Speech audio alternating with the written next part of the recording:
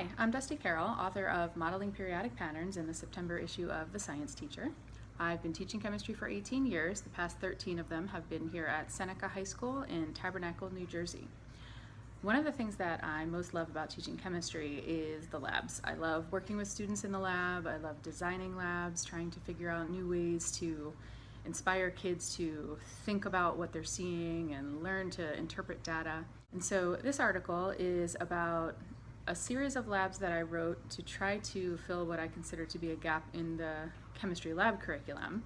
Whenever I've been doing periodic patterns with the students, it's a great unit to do graphing with, it's a great unit to use models with, but I really wanted a more concrete example for the students to use in order to make sense of what they were seeing. And so I decided on some kind of tried but true chemical reactions that have always just worked well. They are reliable, and it occurred to me that I could use them to model the periodic patterns even if they are not measuring the periodic patterns. And so the two atomic properties that I decided to use are ionization energy and electron affinity. Ionization energy and electron affinity show distinct patterns on the periodic table, and so the way that I designed this lab was for the kids to see the patterns through data first and then try to explain them and then try to remember them. And so the first lab is about the ionization energy of metals. And so they use a simple metal and acid reaction. There are 4 metals that they use, and they rank them based on their reactivity. Once they've done that, they then compare where they are on the periodic table and then look at Bohr models, which they've learned in the past, to see if they can make sense of why that might be the pattern. Calcium is definitely the most exciting of the 4 metals. The kids will really get a kick out of watching that one because it kind of reacts for a good long time. The other ones, aluminum doesn't react very well, but magnesium and zinc will get some good reaction going as well, but the calcium will very distinctly stand out as the one with the highest reactivity. So I'm going to go ahead and choose one that has some shininess to it, and go ahead and put that in the test tube. Then I'm going to add some acid to it. And you can see that it bubbles up pretty fast. So this would be the one that the students will say is reacting the most violently or the fastest. Depends on how they are rating their reactions. Some safety tips for this are that I suggest that the kids use a test tube tongs for holding it, because sometimes this can bubble up so quickly that it actually overflows the test tube, and if they're holding it in their hands, then that could be a danger for them.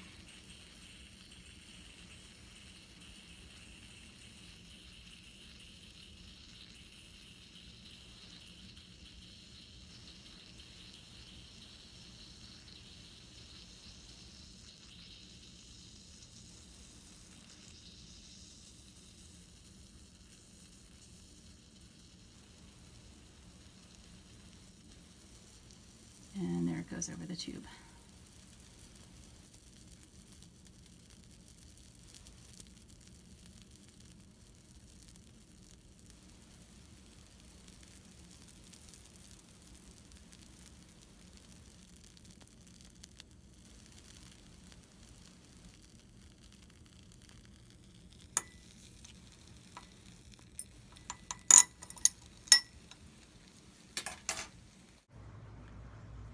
The second lab is about the electron affinity of nonmetals. And so for this I use a series of halogens, and the students react the molecular version versus the ionic version of each possible pair of halogen and halide.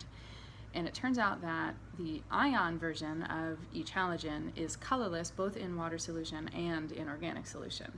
The molecular version, however, the diatomic molecule, is distinctly colored in both water and organic solution, but in water the colors of the bromine and the iodine are pretty similar and a little bit difficult to make out. In organic solution, like cyclohexane or mineral spirits, they take on very distinctly different colors from each other. The chlorine is yellow, the bromine is orange, and the iodine is a nice bright purple. And so this allows the students to definitely see which molecule is present in greater amount. So, for example, when they put in molecular iodine as a reactant, if molecular iodine is still present in the end, then the organic layer will be purple. That would mean that no reaction occurred. If, however, they put in the ion form of iodine and they get a purple layer, then that means that the ion has now turned into a molecule, and the original molecule, whether it be chlorine or bromine, has now turned into an ion. So you may realize this is of course a redox reaction, but at this point in the version of the lab that this article is about, I don't get into the redox. We're just looking at it as reactions and whether they will or will not occur. So now I'm going to show you the Halogen Lab, just a little bit of it. I'm going to show you what happens when we put chlorine and iodine together in both possible combinations.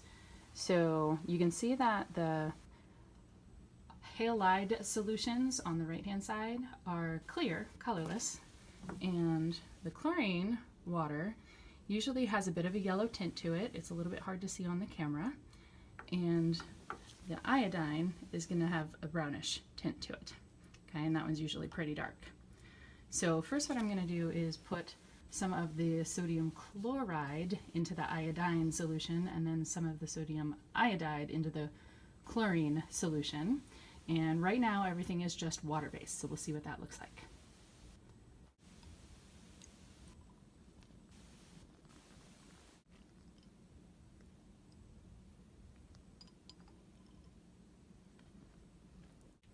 Okay, so you can see that the two mixtures look pretty similar to each other, and this is all still just in water solution.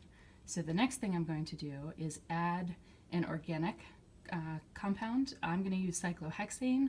The write-up shows you that there are several different possibilities you can use. Okay, so this is the chlorine water with sodium iodide added in, and there's a layer of cyclohexane on the top. You can see that I haven't even mixed it yet, and the cyclohexane is starting to turn a purple, and that is indicative of the iodine molecule. Sometimes, particularly for the ones that contain bromine, you need to have the students shake the tube a little bit more thoroughly. Now, I don't like them to shake, so I have them do the flicking motion, and I just have them do that nice and hard. And what you'll see is that the color on the top in the cyclohexane layer gets darker and darker as more of the molecules migrate into that. Here we have the iodine water with the sodium chloride mixed in. The purple layer is not quite so obvious this time. You can sort of see a ring around the top, but if we shake it,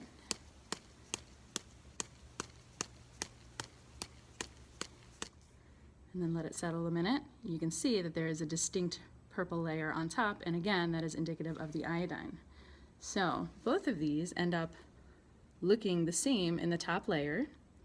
And so this shows you that for either combination of chlorine and iodine, whether it is the halogen version or the ion version, if the two are combined and one's an ion and the other is a molecule, both will have iodine ending up as a product, as evidenced by the purple layer.